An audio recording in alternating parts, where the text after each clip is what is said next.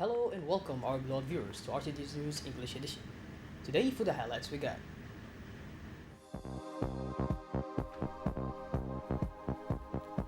signature of the 2021-2022 work plan,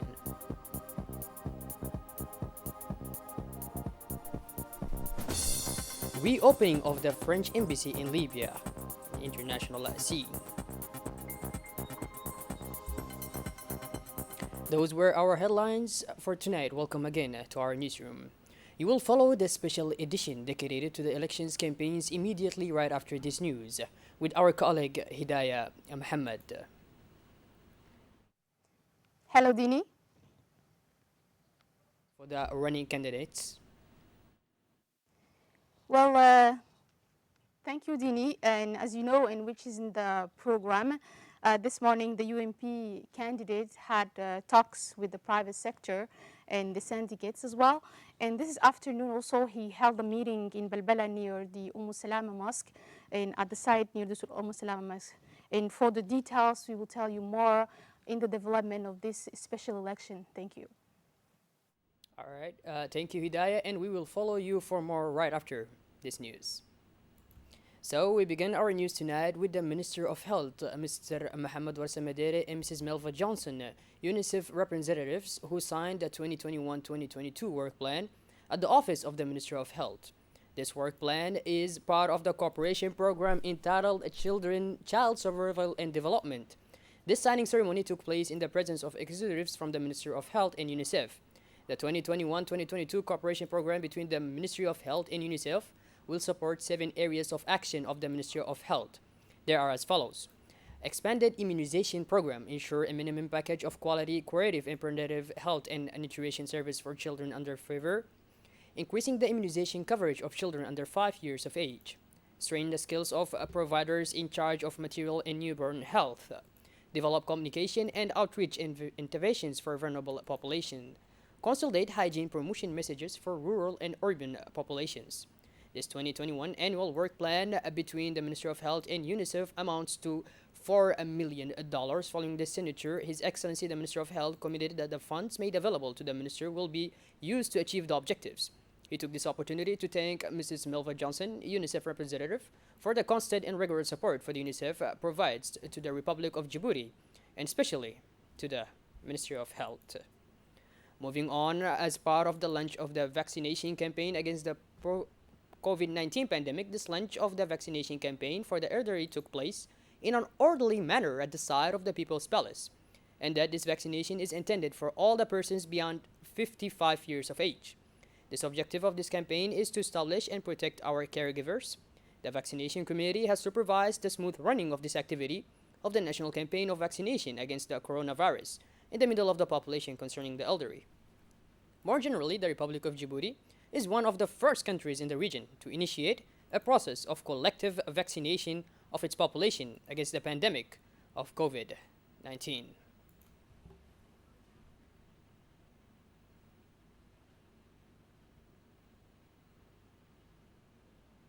Still on the national scene, the association Karma Karen organized this week an Omnisport Day in the City of Unity. Several sports disciplines were honored, such as soccer, basketball, volleyball, handball, cross-country running, as well as martial arts fights proposed by the Shalwin Wing Chun Federation. A local specialty taught by Master Abdullah Musa, the competitions took place during 1 week at the Municipal Stadium of Dakhil and in the dojo of the Martial Arts Federation. At the end of the tournament, a presentation of trophies to the champions consisting of books, cups, and medals took place in front of the Regional Council of Dakhil. The event, to which the regional campaign declared of the UMP candidate, His Excellency Mr. Ismail Omar Gelle, was invited, brought together, in addition to the organizers of the tournament, the main coordinator of the electoral campaign for the region of Dakhil, Mr. President of the Regional Council, Mr. Abdurrahman Yunus Are, personalities of the city, and the winners of the tournament were only received by the President of Karma Karen, Mr. Ali Halaf Muhammad.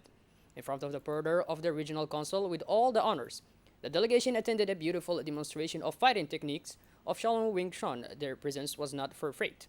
The Omnisport Day was also an opportunity to synthesize on the civic duties and withdraw of their voters' card as part of the preparations for the presidential campaign, which will officially begin in a few days. Message well received. In the end, the champions did not sulk their pleasure and their pride to receive their hand-earned trophies from the hands of these honorable personalities. And now it is with dismay that we learn the death of the late Ali Ahmad Sultan, which occurred today in Djibouti. Mr. Muhammad Barakat Siraj, on behalf of the IOJ 21 Tajor Regional Coordination, and in my own name, I would like to offer my sincere condolence to the Wazir of Tajora, to the family and friends of the deceased. We extend our sympathy and support to all of them by sharing their sorrows at this painful time of a dear relative.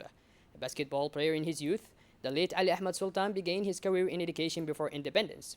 A fervent supporter of national emancipation, he joined the assembly and served in several legislatures until 1992. A commissioner of regional geostrategy, the deceased was particularly appreciated for his humility and was praised by all of his relational qualities, which he maintained with all generations, without distinction of age. We pray to Allah, the Most Merciful, to open the doors to His eternal paradise for him. Inna lillah wa inna ilayhi raji'un. Now, shifting gears towards internationals, this Monday, France will reopen its embassy in Libya. After more than 6 years of closure on Tuesday, March 23rd, French President Emmanuel Macron has announced the return of Ambassador Helen in Tripoli. This decision follows the appointment of a transitional government on March 10 to lead Libya to national elections by the end of the year.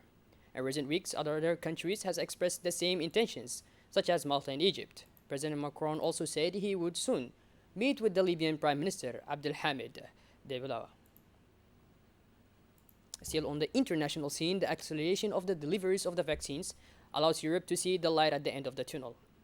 In spite of the third wave of COVID-19, which breaks there, affirmed Sunday, the European Commissioner Thierry Breton, the oldest mosque in London, has, in turn, been transferred into a vaccination center. The United Kingdom continues its campaign, and more than 30 people have already signed a first dose, with 57% of adults partially vaccinated. The country far exceeds its European neighbors. Some containment measures are therefore relaxed as of Monday in the country, such as meetings and outdoor sports. That was it for our news tonight, our beloved viewers. Thank you for being with us, and make sure to stick around for the campaign news with our colleague Hidayah up next. Thank you very much.